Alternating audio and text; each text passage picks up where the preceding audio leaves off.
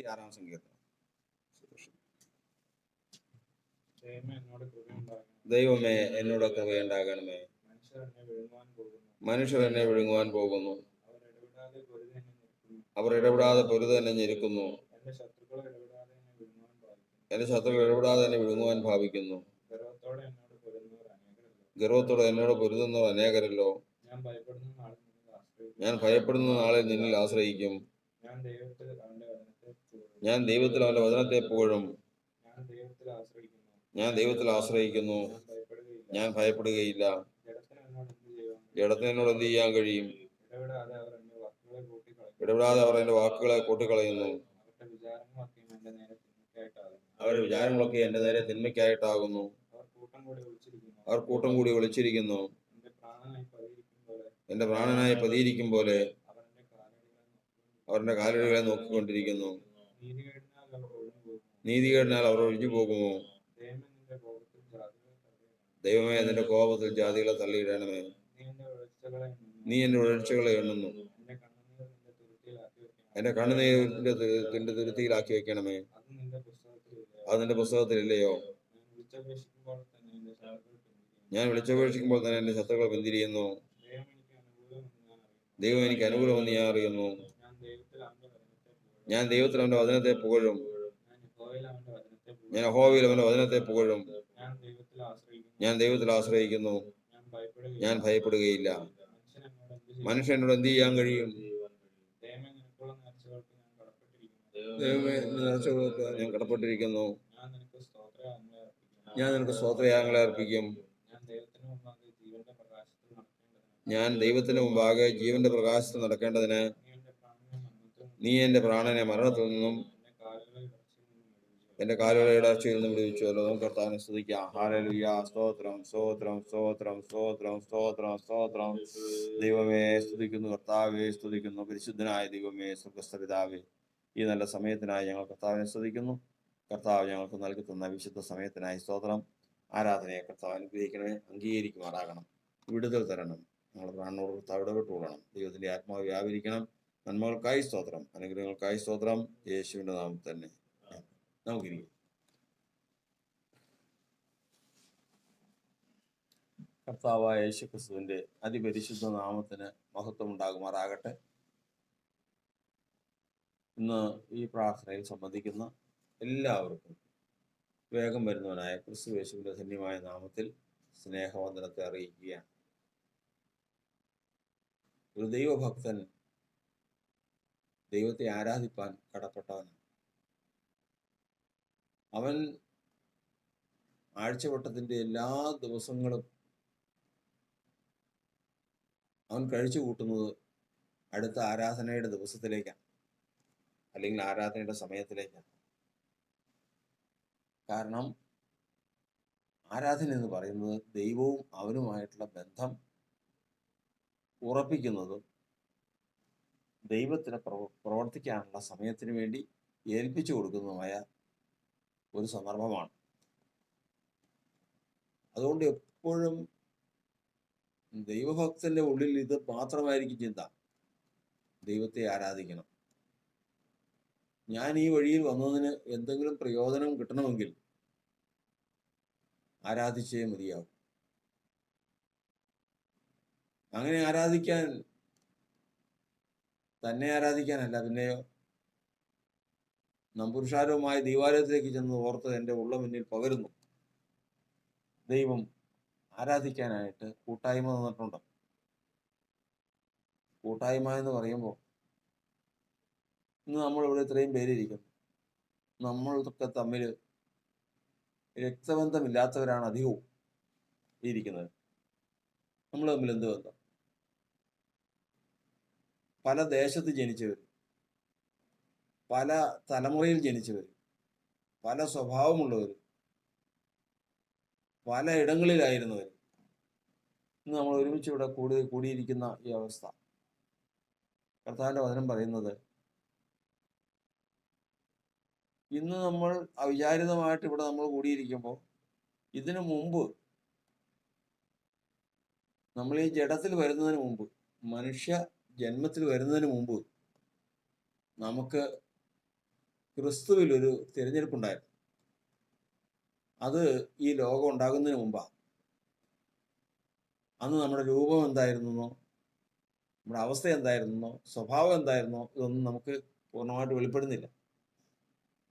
അന്ന് നമുക്കിതുപോലെ പല ദേശമോ, പല കുടുംബമോ, പല തലമുറയോ, പല ഒന്നും ഉണ്ടായിരുന്നില്ല. അന്ന് നമ്മുടെ പ്രാണനെ സംബന്ധിച്ച് നമ്മൾ ഒരുമിച്ചായിരുന്നു. ഈ അന്ത്യകാലത്ത് ക്രിസ്തുയേശുവിന്റെ നാമത്തിൽ രക്ഷിക്കപ്പെട്ട അവകാശം പ്രാപിക്കാനായിട്ട് കർത്താവ് നിശ്ചയിച്ചപ്പോൾ നമ്മെ ഈ ലോകത്തിലേക്ക് മനുഷ്യരൂപത്തിൽ അയച്ചു, മനുഷ്യന്റെ സ്വഭാവത്തിൽ അയച്ചു. അപ്പൊ വന്ന് ജനിച്ചത് സാധനം കണ്ണൂര് ജനിച്ച്, ലേനി പ്രവൃത്തി ജനിച്ച്, പോയി കൊന്തരത്തിൽ ജനിച്ച്, ഞാൻ വേറൊരു സ്ഥലത്ത് ജനിച്ച്, ഇങ്ങനെ വിവിധ ഇടങ്ങളിൽ, വിവിധ പാരമ്പര്യത്തിൽ, വിവിധ രക്തത്തിൽ വന്ന് ജനിക്കാനിടയായി തീർന്നു. അവിടെയാണ് കർത്താവ് ഒരു കൂട്ടായ്മയുടെ മഹത്വം എന്താണെന്ന് നമുക്ക് പറഞ്ഞു തരുന്നത്. ഇങ്ങനെ ഭൂമിയിലേക്ക് പല സംസ്കാരത്തിലും സ്വഭാവത്തിലും ജാതികളുമായിട്ടും വന്ന് ലോകത്തിൽ ജനിച്ചെങ്കിലും കർത്താവിന്റെ ദൃഷ്ടി എപ്പോഴും നമ്മുടെ മേലുണ്ടായിരുന്നു. സമയമായപ്പോൾ അവിടെ നിന്നെല്ലാം ഉണർത്തി കൊണ്ടുവന്ന് ഒരുമിച്ച് കൂട്ടി ഇങ്ങനൊരു കൂട്ടായ്മ തന്നു. അതുകൊണ്ടാണ് വചനം പറയുന്നത്, ഈ ചെറിയവിൽ ഒരുത്തനെ തുച്ഛീകരിക്കാതിരിക്കാൻ സൂക്ഷിച്ചു കൊള്ളുവീൻ. കർത്താവ് എത്രമാത്രം പ്രവർത്തിച്ചതിന് ശേഷമാണ് ഇങ്ങനൊരു കൂട്ടായ്മയിൽ ഒരുമിച്ച് കൂട്ടിയതെന്നറിയാവോ? അത്ര ഭയങ്കരമാണ് അതിലെ പ്രവൃത്തി എന്ന് പറയുന്നത്, അത്ര ഭയങ്കരമാണ്. അങ്ങനെ വിവിധമായിട്ടുള്ള അവസ്ഥകളിൽ കൂടി കൊണ്ടുവന്ന് കൂട്ടായ്മ തന്നിരിക്കുമ്പോൾ ആ കൂട്ടായ്മയെ ധിക്കരിച്ചാൽ, അല്ലെങ്കിൽ ആ കൂട്ടായ്മയിൽ ആരാധിപ്പാൻ നമ്മൾ മനസ്സ് വെച്ചില്ല എങ്കിൽ നമ്മൾ കുറ്റക്കാരായിത്തീരും. ഉദ്ദേശിക്കുന്ന നിലയിൽ, ദൈവം ഉദ്ദേശിക്കുന്ന നിലയിലും മനുഷ്യൻ ഉദ്ദേശിക്കുന്ന നിലയിലും ഒന്നും എത്തിച്ചേരാൻ സാധിക്കാതെ വണ്ണം ജീവിതം മറ്റൊരു ദിശയിലേക്ക് തിരിഞ്ഞു പോകാനിടയായിത്തീരും. അതുകൊണ്ട് ദൈവത്തിന്റെ വചനം നമ്മെ പഠിപ്പിക്കും പോലെ തന്നെ, നിങ്ങൾ 2-3 പേർ ക്രിസ്തുയേശുവിന്റെ നാമത്തിൽ കൂടി വരുന്നിടത്ത് കർത്താവുണ്ട്. നമുക്ക് തന്നിരിക്കുന്ന കൂട്ടായ്മയെ സംബന്ധിച്ചിടത്തോളം ആ കൂട്ടായ്മ എന്ന് പറയുന്നത് നമ്മുടെ ഗർവമാണ്. ഗർവം എന്ന് പറഞ്ഞു കഴിഞ്ഞാൽ നമ്മുടെ എല്ലാ പ്രശ്നങ്ങളും അവിടെ വരുമ്പോൾ തീരണം. അതായത് ആരാധിക്കാനായി കർത്താവ് നമ്മെ കൂട്ടിവരുത്തിയിരിക്കുന്ന സ്ഥലത്ത് തീരാത്തൊരു വിഷയം നമുക്കുണ്ടാകാൻ പാടില്ല. ഏതെങ്കിലും വിഷയം ആയിക്കോട്ടെ, രോഗം ഉണ്ടാവും, കടബാധ്യതകൾ ഉണ്ടാവും, മരണദുഃഖം ഉണ്ടാവും, എന്ത് ദുഃഖം ആയിക്കോട്ടെ, ദൈവഭക്തനാണെങ്കിൽ അവന്റെ കൂട്ടായ്മയിൽ വന്ന് ആ വിഷയം പറഞ്ഞ് പ്രാർത്ഥിച്ചു കഴിയുമ്പോൾ അത് തീർന്നിരിക്കണം. അതിനാണ് കൂട്ടായ്മ എന്ന് പറയുന്നത്. അന്ത്യകാലത്തെ സഭ എന്ന് പറഞ്ഞാൽ അതാണ്. ഇതിനാധാരം ദൈവശക്തിയാണ്. അതിൻ്റെയൊക്കെ മഹിമ നമുക്ക് പറഞ്ഞാൽ തീരുന്നതല്ല. അത്രമാത്രം ദൈവം മാനിക്കുന്ന ഒരു കൂട്ടായ്മയാണ് ദൈവത്തിന്റെ സഭ. അതുകൊണ്ട് നമ്മൾ മുൻപൊക്കെ ഇവിടെ ഈ രക്ഷിക്കപ്പെട്ടവർ ചുരുക്കമായിരുന്ന കാലമുണ്ടായിരുന്നു. ഇവിടെ ഈ മുളന്തുരുത്തിക്കപ്പുറം ഒരു സ്ഥലത്ത് ഒരു ആരാധനാലയം ഉണ്ടായിരുന്നു. ഈ ദേശത്തെങ്ങും വേറെ, അപ്പൊ പെന്തക്കോസ്തുകാരെ കണ്ട പരിഹസിക്കുക എന്നുള്ളതാണ് എല്ലാവരുടെയും ഒരു ഉത്തരവാദിത്വം പോലെ അവർ ചെയ്യുന്നത്. അപ്പൊ അവിടെ നിന്ന് ഉള്ള വിശ്വാസി എന്ന് പറഞ്ഞ ഒരാള് പെരുവ എന്ന് പറയുന്ന, പിറവത്തുനിന്ന് കോട്ടയത്തിന് പോണവഴിക്കുള്ള പെരുവ എന്ന് പറയുന്ന സ്ഥലത്തുള്ള ഒരാൾ പിന്നെ കിടക്കുന്നത് വേറൊരു സ്ഥലത്താണ്.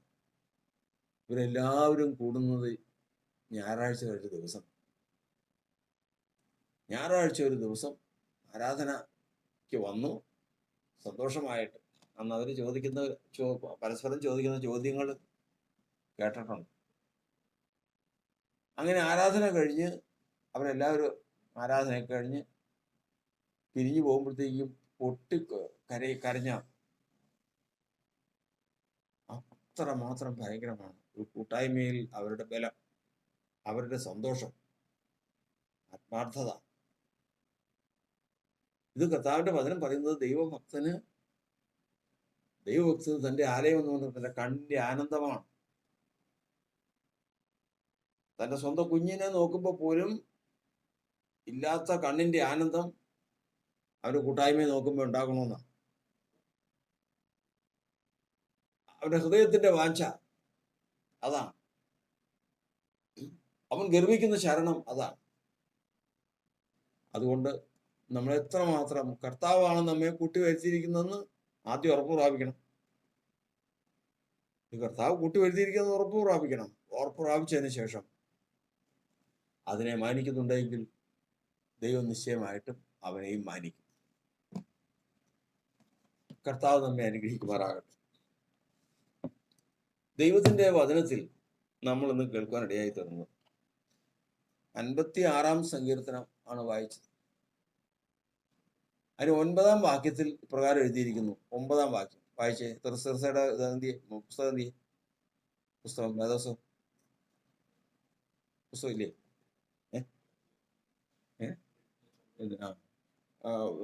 ശ്രദ്ധിച്ച് വായിച്ചേ പുസ്തകം. വായിച്ചോ. 56-ാം സങ്കീർത്തനം 9-ാം വാക്യം.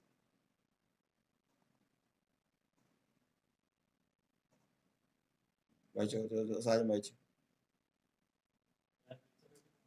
ഞാൻ വിളിച്ചപേക്ഷിക്കുമ്പോൾ തന്നെ എൻ്റെ ശത്രുക്കൾ പിന്തിരിയും. പ്രധാനസ്തോത്രം.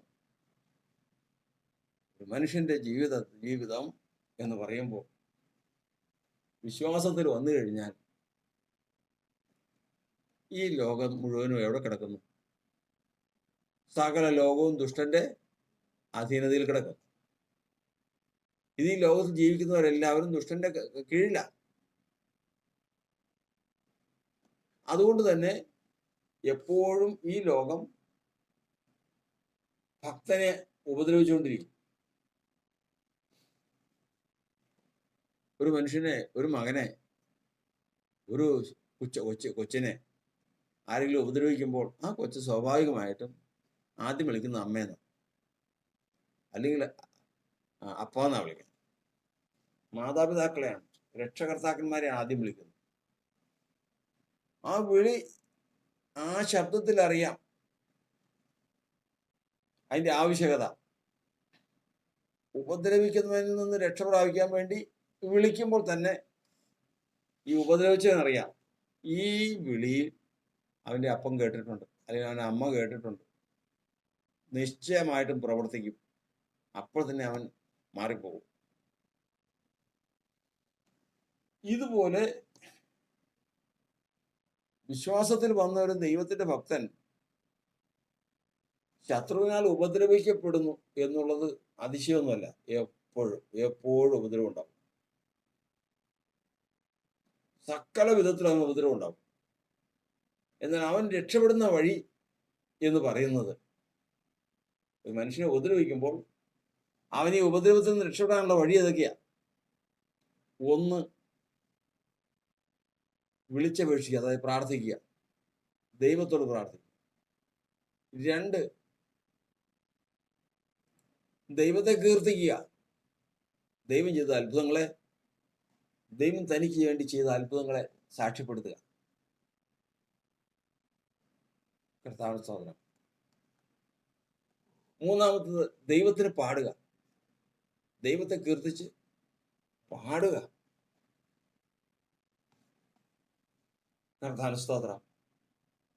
ഇതൊക്കെയും നമ്മുടെ ജീവിതത്തിലെ അനുഭവമായിരിക്കണം. ദൈവത്തെ കീർത്തിക്കുമ്പോ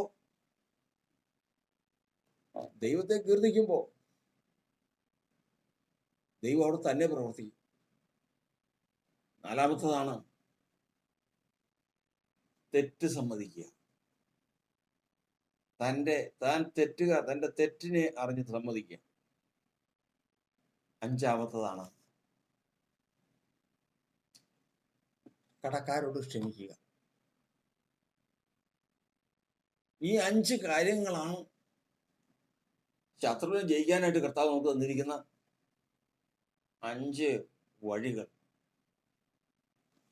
ഇത് സംഭവിക്കാതിരിക്കാൻ ശത്രു പലപ്പോഴും ശ്രമിക്കും. കാരണം നമ്മളിവിടെ ഇരിക്കുമ്പോൾ തന്നെ നമ്മളെ ഉപദ്രവിച്ചവരുടെ പട്ടിക നമ്മുടെ ഹൃദയത്തിലുണ്ട്. നമ്മെ കളിയാക്കിയവരും, നമ്മെ കുത്തിയവരും, ഉപദ്രവിച്ചവരും, പരിഹസിച്ചവരും, നഷ്ടം വരുത്തിയവരും, കഷ്ടം വരുത്തിയവരും, കൊല്ലാൻ ശ്രമിച്ചവരും എല്ലാം ഉണ്ട്. ഇതെല്ലാം നമ്മുടെ ഓർമ്മയിൽ ഇടയ്ക്കിടയ്ക്ക് വരും. ജഡത്തിലായാൽ അപ്പോൾ വരും. ജഡത്തിലായാൽ ഒരു മനുഷ്യൻ ജഡത്തിന് കീഴ്പ്പെട്ട് കഴിഞ്ഞാൽ അപ്പോൾ വരുന്നതാണ് പ്രതികാരം. എന്നോട് ചെയ്തിട്ടുള്ള ദ്രോഹങ്ങൾ. പ്രതികാര ചിന്ത വന്നാൽ അതിന്റെ അർത്ഥം ശത്രു ജയിച്ചെന്ന. എന്നാൽ ഏത് നിലയിലുള്ള ദോഷം എന്നോട് ചെയ്തിട്ടുണ്ടെങ്കിലും ഞാൻ ക്ഷമിച്ചു. ഞാൻ എൻ്റെ കടക്കാരോട് ക്ഷമിച്ചു. അത് വിഷയമല്ല എനിക്ക്. എൻ്റെ ദൈവം അറിയാതെ എനിക്ക് വല്ലതും വരുമോ? വരില്ല. എൻ്റെ ദൈവം എനിക്ക് ദോഷത്തിനായിട്ട് എന്തെങ്കിലും വരുത്തോ? ഇല്ല. അപ്പൊ ഇതെന്തിനു വേണ്ടിയിട്ടാ? എന്നെ നന്മയ്ക്ക് വേണ്ടിയിട്ട് സംഭവിച്ചതാ. അതിന് അവനെ ഉപയോഗിച്ചു എന്ന് മാത്രമേ ഉള്ളൂ. എനിക്ക് ആരോടും പകയില്ല. ശത്രു പിന്തിരിഞ്ഞു പോകും. നിവൃത്തിയില്ല. അവിടെ നിൽക്കാൻ പറ്റില്ല. അതുപോലെ തന്നെ ദൈവത്തിന്റെ വചനം പറയുന്നത്, ദൈവത്തിന്റെ ഭക്തന്മാർ തങ്ങളുടെ സാക്ഷ്യവചനത്താലും ക്രിസ്തുയേശുവിന്റെ രക്തത്താലും ലോകത്തെ ജയിച്ചു. ശത്രു തോറ്റുപോകുന്ന വിഷയം എന്താണെന്നറിയോ? 4 പേര് നിൽക്കുമ്പോൾ വേദോസം പുറത്ത് കാണിക്കാനോ ഞാൻ വിശ്വാസിയാണെന്ന് പറയാനോ മടിക്കുന്ന എത്രയോ പേരാ. കുറെ പേര് നിൽക്കുക. എല്ലാം മാന്യന്മാരാ. എല്ലാവരും ലോകപ്രകാരം ധാരാളം കഴിവുള്ളവരും ഒക്കെ നിൽക്കുക. അതിൻ്റെ ഇടയ്ക്ക് ചെന്നതിന് ശേഷം ഞാൻ ഒരു പെന്തക്കോസ്ത് വിശ്വാസിയാ, അല്ലെങ്കിൽ ഞാൻ ഒരു കർത്താവിനെ യേശുവിനെ വിശ്വസിക്കുന്ന ഒരാളാന്ന് പറയാനായിട്ട് മടിക്കും. ആ മടിയെന്ന് പറയുന്നത് കൂടെ ഒരാൾ വന്ന് നിൽക്കുക.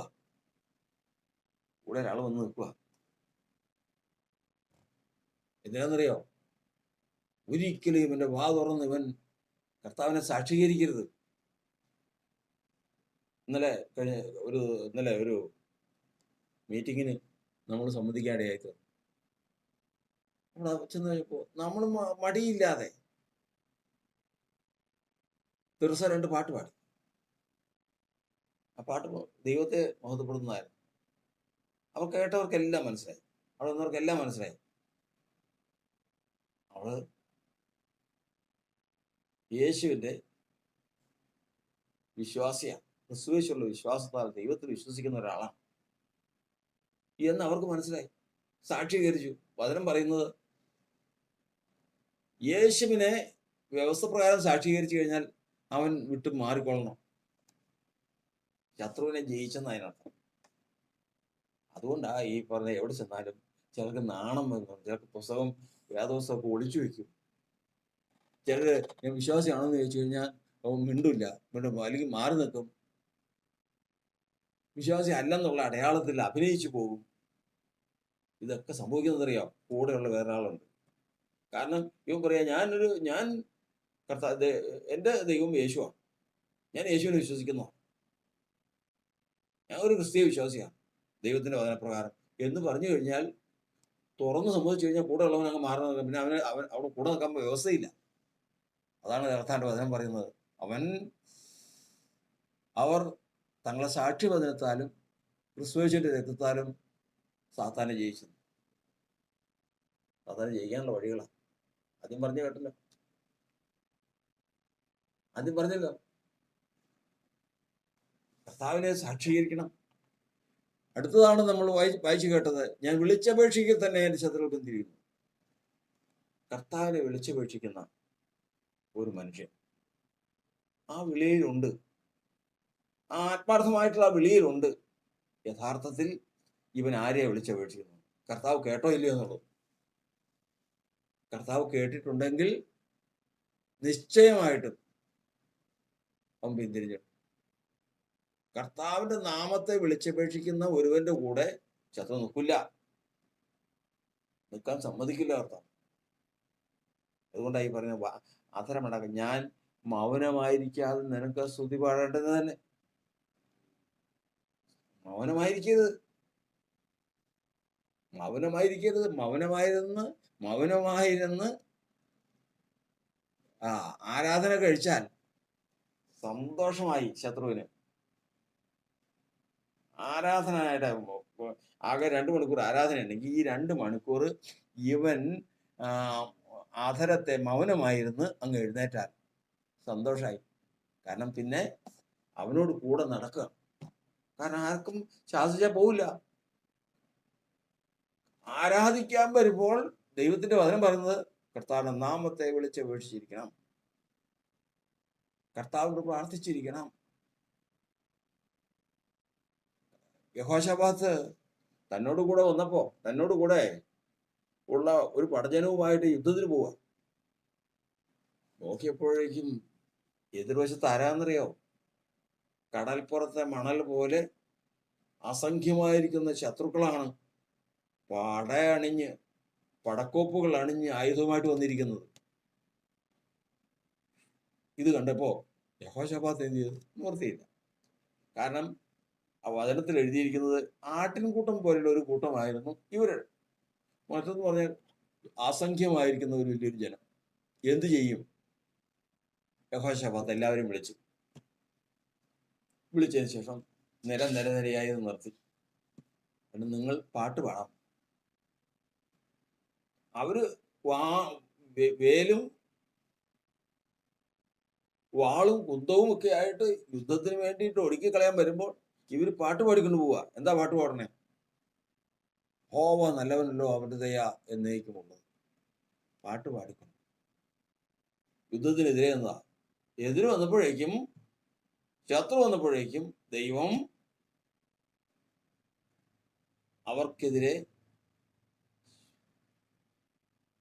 അവർക്കെതിരെ പതിയിരിപ്പുകാരെയാക്കി ആ സൈന്യത്തെ മുഴുവനും നശിപ്പിച്ചു കളഞ്ഞു. യഹോശാഫാത്ത് യുദ്ധം ജയിച്ചു. എങ്ങനെ ജയിച്ചു എന്ന് ചോദിച്ചു കഴിഞ്ഞാൽ ദൈവത്തെ കീർത്തിച്ച്, ദൈവത്തെ പാടി പൂഴ്ത്തി മാത്രം ജയിച്ചതാണ്. ഒരു ഭക്തന്റെ ആയുധം നമ്മൾ മനസ്സിലാക്കണം. എന്നാൽ ഇങ്ങനെയുള്ള സന്ദർഭങ്ങളിൽ പ്രാർത്ഥിക്കാതിരിക്കുക, പാടാതിരിക്കുക, കീർത്തിക്കാതിരിക്കുക, സാക്ഷ്യപ്പെടുത്താതിരിക്കുക, കടക്കാരോട് ക്ഷമിക്കാതിരിക്കുക, ഇങ്ങനെയുള്ള കാര്യങ്ങൾ, തൻ്റെ തെറ്റ് ഏറ്റുപറയാതിരിക്കുക, ഇങ്ങനെയുള്ള കാര്യങ്ങൾ ജീവിതത്തിൽ വരുമ്പോൾ വിട്ടുമാറാതെ, പിശാചാണെങ്കിൽ വിട്ടുമാറാതെ അനേക ജീവിതങ്ങൾക്ക് അവരെ പ്രയാസപ്പെടുത്തുവാനും അവരെ ശല്യം ചെയ്യുവാനും പിശാച് കൂടെ നടക്കുന്നതിന്റെ കാരണം എന്തെന്ന് ഈ 5 കാര്യങ്ങളൊന്നും എഴുതി വെച്ച് പരിശോധിക്കണം. ഇന്ന് അത് വിട്ടുപോകണം. കാരണം ഞാൻ എൻ്റെ ദൈവത്തെ പാടി സ്തുതിക്കണം. എനിക്ക് മൗനമായിരിക്കാതെ അവന് സ്തുതി പാടേണ്ടതിന് തന്നെ. എൻ്റെ രട്ടഴിച്ച് എന്നെ ആപത്ത് അനർത്ഥങ്ങളിൽ നിന്ന് വിടുവിച്ച് ഇവിടെ കൊണ്ടുവന്നവൻ എന്തിനാണെന്നറിയാതെ നീ മൗനമായിരിക്കരുത്. മൗനമായിരുന്നു കഴിഞ്ഞാൽ നിന്നോട് കൂടെ വിട്ടുമാറാതെ ശത്രു ഉണ്ടാവും. വിട്ടുമാറണം. അവൻ വിട്ടുമാറണമെങ്കിൽ ഒരു വഴിയാണ്. ദൈവത്തിന് സ്തുതി പാടണം, ദൈവത്തെ വിളിച്ചപേക്ഷിക്കണം, ദൈവത്തെ സാക്ഷീകരിക്കണം, പാപങ്ങൾ ഏറ്റുപറയണം, കടക്കാരോട് ക്ഷമിക്കണം, വിട്ടുകളയണം. ഈ 5 കാര്യങ്ങൾ ചെയ്തതിനു ശേഷം ഒന്ന് മുട്ടുമടക്കി ഒരു ശല്യവും ഇല്ല. നമുക്ക് എതിരെയോ നമ്മെ ഉപദ്രവിക്കാനോ ആരുമില്ല. സുരക്ഷിതമായ ഒരു ജീവിതം. അതിനു പകരം അവസരം കിട്ടുമ്പോൾ കർത്താവിനെ സാക്ഷീകരിക്കില്ല. ലോകജാതികളെ പോലെ അങ്ങ് ഒഴിഞ്ഞു മാറും. കർത്താവിന്റെ നാമത്തെ വിളിച്ചപേക്ഷിക്കില്ല. കടക്കാരോട് ക്ഷമിക്കില്ല. മറ്റുള്ളവരോട് ക്ഷമിക്കില്ല. സാക്ഷീകരിക്കില്ല. ഇങ്ങനെ ജീവിതം മൗനമായും ബന്ധനത്തിലേക്കും കൊണ്ടുപോയി കൊണ്ടുപോകുമ്പോൾ ശത്രു ജയിക്കുക. ഇന്ന് ദൈവത്തിന്റെ വചനം നമ്മെ പഠിപ്പിക്കുന്നത് സാത്താന്റെ തന്ത്രങ്ങളെ നാം അറിയാത്തവരല്ലോ. സാത്താന് തന്ത്രങ്ങളുണ്ട്. അവന്റെ ആഗ്രഹം എന്നും ഒരു മനുഷ്യനോട് കൂടെ നടന്ന് അവനെ ഒടുവിൽ പാതാളത്തിലേക്ക് കൊണ്ടുപോവുക എന്നുള്ളതാണ് ഒരു സാത്താന്റെ ആഗ്രഹം. അതിനുവേണ്ടി അവന് ഏത് തന്ത്രം ഉപയോഗിക്കും.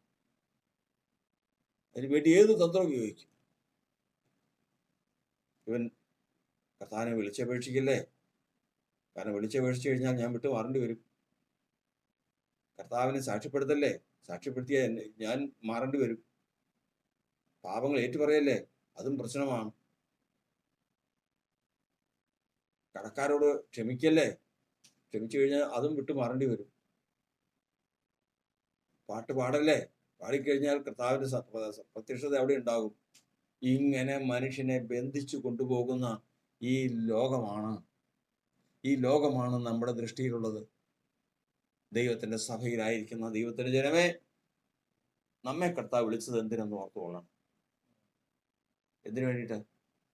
സ്വാതന്ത്ര്യത്തിനായിട്ട്. ക്രിസ്തു നമ്മെ സ്വതന്ത്രരാക്കിയിരിക്കുന്നു. വീണ്ടും അടിമമുഖത്തിൽ കുടുങ്ങി പോകരുത്. അടിമയായവൻ പാടുന്നില്ല, സ്തുതിക്കുന്നില്ല, കടക്കാരോട് ക്ഷമിക്കുന്നില്ല, കർത്താവിനെ കീർത്തിക്കുന്നില്ല, കർത്താവിന് പാടുന്നില്ല.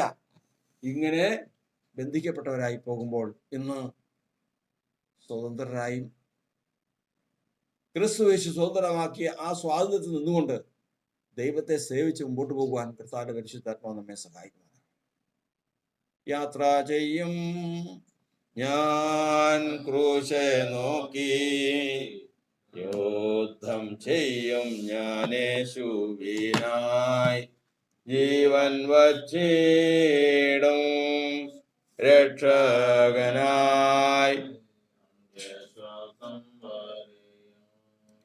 ജീവൻ വച്ചിടും രക്ഷകനായി, അന്ത്യശ്വാസം